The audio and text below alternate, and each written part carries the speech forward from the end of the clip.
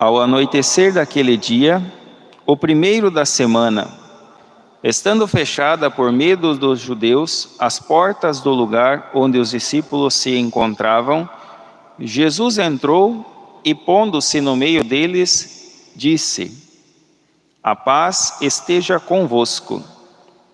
Depois dessas palavras, mostrou-lhes as mãos e o lado.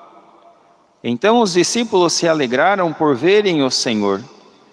Novamente Jesus disse: "A paz esteja convosco. Como o Pai me enviou, também eu vos envio." E depois de ter dito isso, soprou sobre eles e disse: "Recebei o Espírito Santo. A quem perdoardes os pecados, eles lhes serão perdoados. A quem os não perdoardes, eles lhes serão retidos." Tomé, chamado Dídimo, que era um dos 12, não estava com eles quando Jesus veio. Os outros discípulos contaram-lhe depois: "Vimos o Senhor."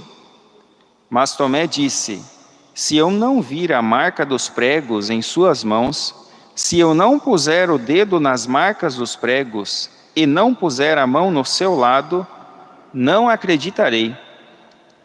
8 dias depois, encontravam-se os discípulos novamente reunidos em casa e Tomé estava com eles. Estando fechadas as portas, Jesus entrou, pôs-se no meio deles e disse: "A paz esteja convosco." Depois disse a Tomé: "Põe o teu dedo aqui e olha as minhas mãos. Estende a tua mão e coloca-a no meu lado, e não sejas incrédulo, mas fiel." Tomé respondeu: "Meu Senhor e meu Deus."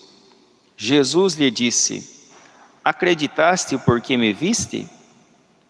Bem-aventurados os que creram sem terem visto." Jesus realizou muitos outros sinais diante dos discípulos, que não estão escritos neste livro.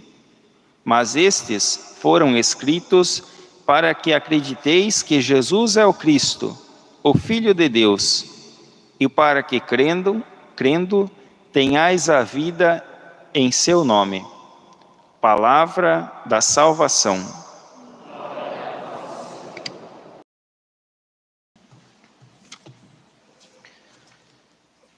Amados irmãos e irmãs, queremos cumprimentar aos que rezam conosco através da Rádio São Roque, também os que rezam conosco pelos meios de comunicação, de maneira especial pelo Facebook e YouTube aqui da nossa paróquia. Pessoas que nos acompanham de outros estados e também de outros países. É uma grande alegria podermos juntos elevar a Deus a nossa oração e o nosso agradecimento. Muito bem, nós estamos hoje então celebrando o segundo domingo do tempo pascal, do período pascal. Importante lembrar que esse tempo, ele se estende até o Pentecostes. São 50 dias, né? O período pascal dura 50 dias, ou seja, até o Pentecostes, até a vinda do Espírito Santo sobre nós. Para dizer que a Páscoa não se resume apenas ao domingo da ressurreição de Jesus. A Páscoa, ela dura 50 dias. Então nós estamos celebrando a Páscoa. Muito bem, primeira leitura de hoje, retirada do livro dos Atos dos Apóstolos, e certamente nós vamos acompanhar durante esse período pascal a primeira leitura praticamente sempre retirada do livro dos Atos dos Apóstolos, porque esse livro foi escrito por São Lucas para demonstrar ou para relatar o testemunho que os apóstolos deram de Jesus ressuscitado. Na leitura de hoje, nós encontramos a maneira como eles viviam, como as primeiras comunidades se comportavam, né? Como procediam.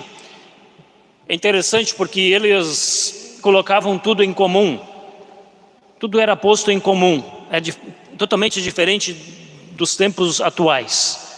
Hoje as coisas mudaram muito, né? Naquele tempo, ninguém tinha mais ou tinha menos. Tudo era posto em comum, todos usufruíam daquilo que era colocado no caixa comum, né? Então, se alguém adoecia, retirava daquele recurso do caixa comum. E também colocavam em prática, certamente, aquilo que ainda algumas famílias conseguem manter, né, que é a partilha. Então, no interior, né, especialmente. Então, o vizinho mata um porco, distribui um pedacinho da costela para um, uma paleta para o outro, e assim por diante, né?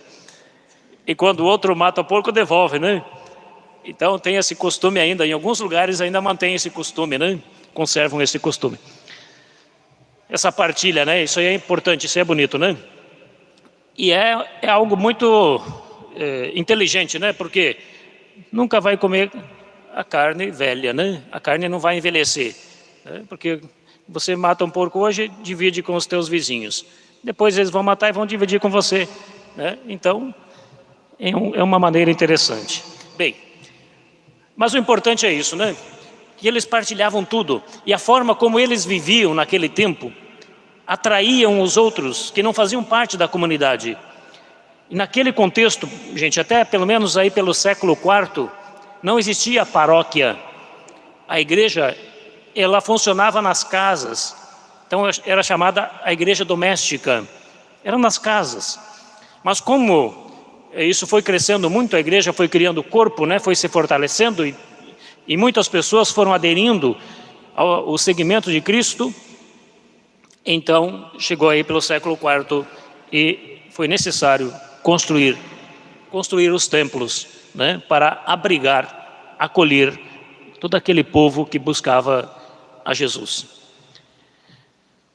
A Igreja Católica, né? E por isso a igreja foi crescendo, se fortalecendo e chegou até hoje. É a única instituição que tem mais de 2000 anos, né? A única no mundo. Não existe mais nenhuma outra que tenha todo esse tempo, né?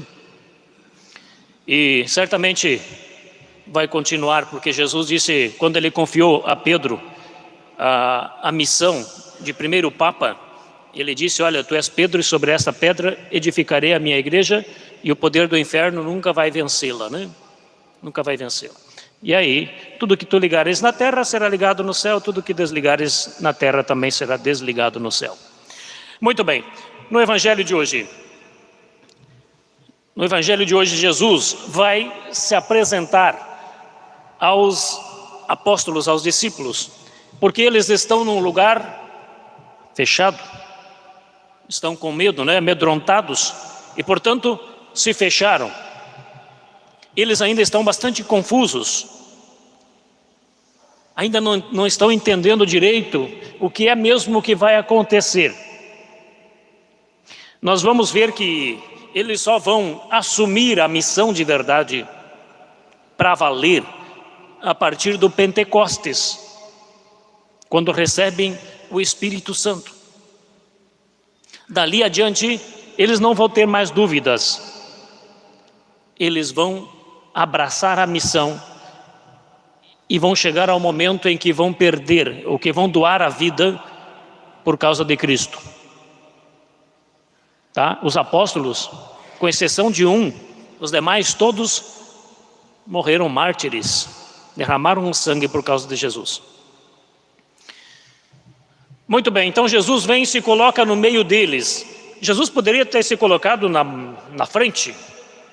Ele se coloca exatamente no meio para dizer, olha, daqui adiante, o centro da vida e do coração de vocês tem que ser eu. Eu devo ser o centro da vida e do coração de vocês. Vocês não podem mais querer se colocar no centro. Se vocês quiserem se colocar no centro da vida, eu não vou ter espaço no coração de vocês. Então, vocês precisam permitir que eu seja o centro da vida e do coração de vocês.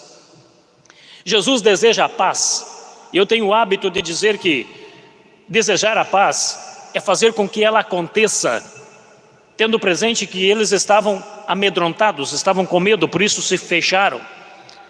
Jesus, ele tem esse poder, o poder de fazer com que o medo dê lugar à paz. Então é como se ele tirasse o medo e depositasse ali no coração daquela comunidade a paz. Na primeira vez que Jesus entra, que ele se coloca no meio da comunidade, um deles não estava presente, né? Um deles não estava presente. E este era Tomé. Mas quando Tomé retornou à comunidade, ele estava fora da comunidade. Quando retornou, os outros contaram a ele: olha, Tomé, o Senhor esteve aqui, Ele está vivo. E aí Tomé respondeu: se eu não colocar a minha mão nos seus ferimentos, eu não acreditarei. Muito bem, se passaram 8 dias. Novamente Jesus veio, as portas fechadas, se colocou no meio deles, desejou a paz e disse: Tomé, vem cá, meu guri, põe aqui tua mão e não sejas incrédulo, mas fiel. Quando Tomé toca no Senhor, ele faz a declaração de fé, a profissão de fé mais bonita que está na Sagrada Escritura: meu Senhor e meu Deus. Naquele momento ele reconhece e assume o Senhor ressuscitado para a sua vida. Ele vai colocar Jesus no centro do seu coração, fazendo essa experiência do amor de Deus na sua vida. E aqui nós temos a importância da comunidade. Se Tomé tivesse permanecido fora da comunidade, não teria feito a experiência do amor de Deus na sua vida. E aqui eu vou repetir o que eu já disse outras vezes. Aquilo que também o Papa Bento XVI disse lá em Madrid, na Espanha, em 2011. Ele dizia aos jovens, né, na Jornada Mundial da Juventude, dizia aos jovens: olha, jovens, não tenham a pretensão de buscar Jesus fora da comunidade, porque vocês podem encontrar uma imagem falsa dele. Procurem Jesus dentro da comunidade, e é dentro da comunidade que vocês vão encontrar o verdadeiro rosto de Jesus. É lá que vocês vão fazer a experiência do amor de Deus na vida de vocês. Queridos irmãos e irmãs, quando nós fomos batizados, nós deixamos de ser pagãos e nos tornamos cristãos, ou seja, fomos inseridos numa comunidade de fé. Para dizer que, a partir do batismo, nós não devemos mais viver isolados. Nós fazemos parte de uma comunidade de fé. A partir do batismo, nós recebemos também uma missão, um compromisso com Deus. E a partir do batismo, nós deixamos de pertencer ao mundo. Apesar de estar no mundo, nós passamos a pertencer a Deus. Então, nós temos esta missão. Nos tornamos discípulos missionários do Senhor. Ou seja, aqueles que procuram seguir as suas pegadas. O discípulo sempre procura seguir as orientações do mestre, senão ele se perde. Se o discípulo não segue as orientações do mestre, ele se perde.